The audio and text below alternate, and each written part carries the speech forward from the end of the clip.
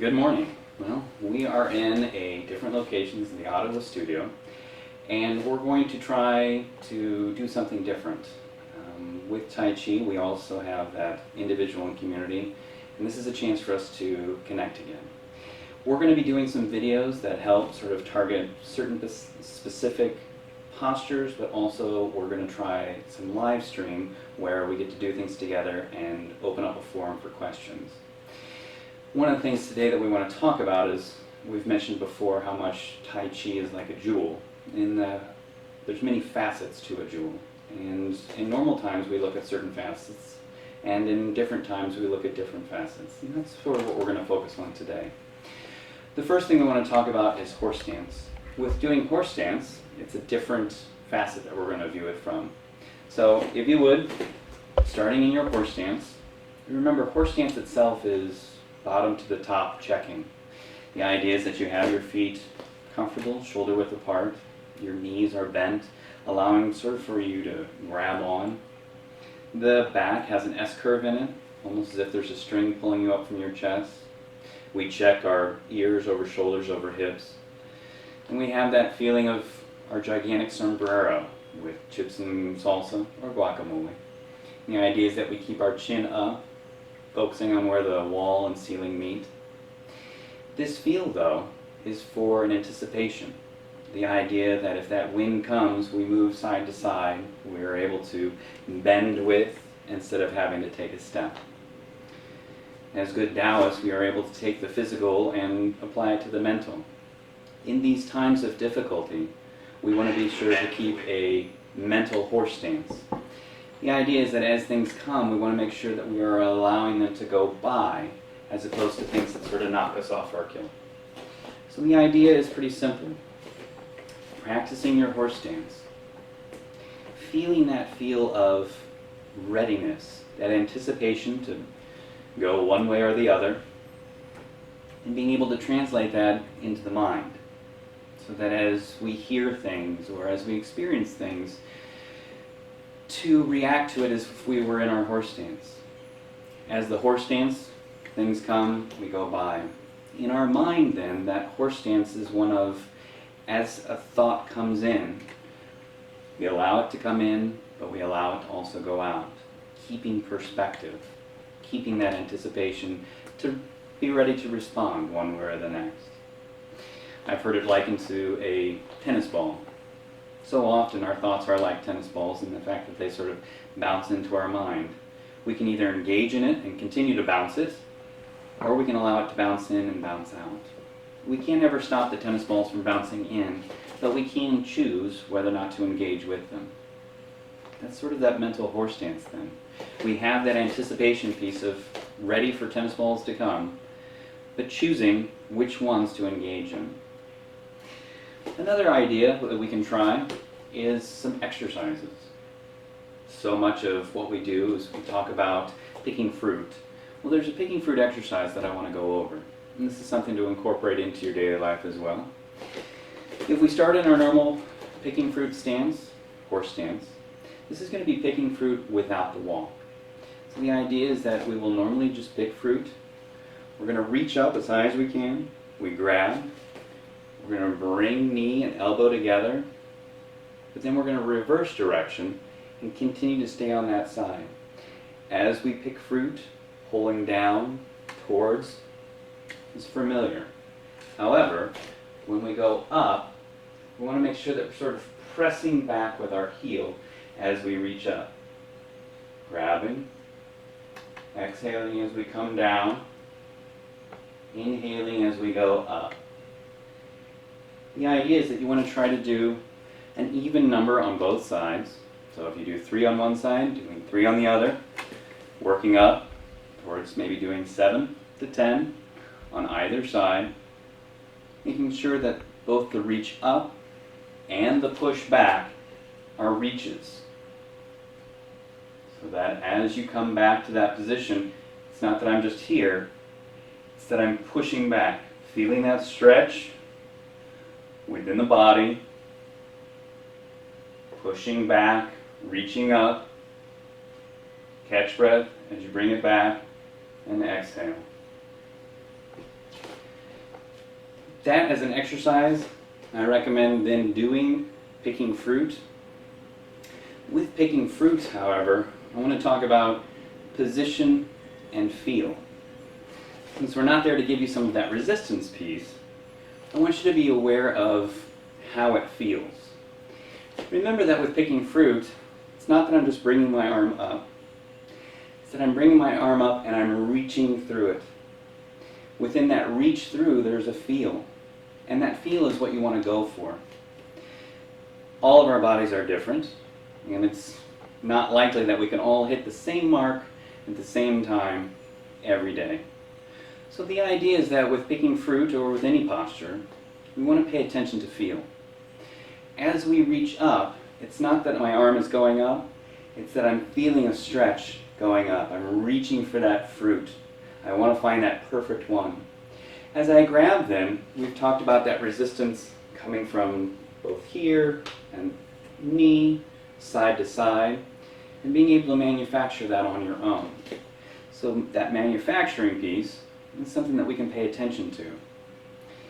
What this does is it gives us control over what we're doing. That control then is used for both reaching up and coming back down.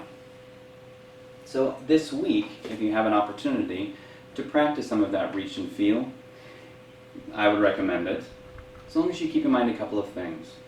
That resistance piece should not be a painful piece. The idea is that we want to make sure that we're incorporating larger muscle groups to protect the joints. So if you're going to be manufacturing resistance on your own, go ahead and give yourself enough to feel it, and then being able to manufacture it on your own. A little gawk or a homework for you is if you have the opportunity to do a series, please do so, and incorporate 1 to 3 of the topics that we've discussed today. Next week, we're going to go ahead and try a live stream. With this live stream, we'll go ahead and do a series together, and then open it up for questions or feedback so that we can continue to answer any questions and provide opportunities for growth and for looking at other facets within the Tai Chi. Thank you.